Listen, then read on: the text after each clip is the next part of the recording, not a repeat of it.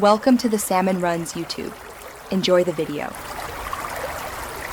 You start by ensuring you have API access to GPT-4o image and an active billing plan, because requests fail otherwise.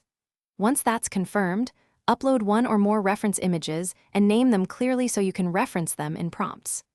Make a quick decision about output size and aspect ratio. This affects composition and speed. Now, construct your first prompt that combines a short style descriptor, the reference image ID, and explicit content rules so the model produces predictable iterations. You now refine inputs. Craft a prompt that balances high-level intent with concrete constraints, because vague prompts produce noisy results. Include color palette, lighting direction, camera lens equivalent, and focal point. Once done, pick temperature and guidance scale to control creativity versus fidelity.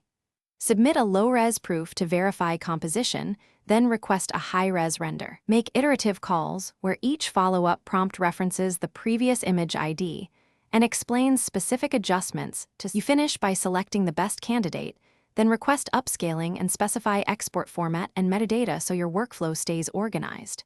Make sure to save seed and parameter logs, which lets you reproduce or iterate later.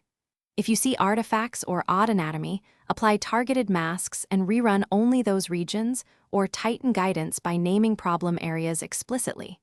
One troubleshooting tip: when results drift, reduce temperature and increase guidance slightly, then compare two variants to identify the stable direction. Thanks for watching. Consider subscribing if we helped you.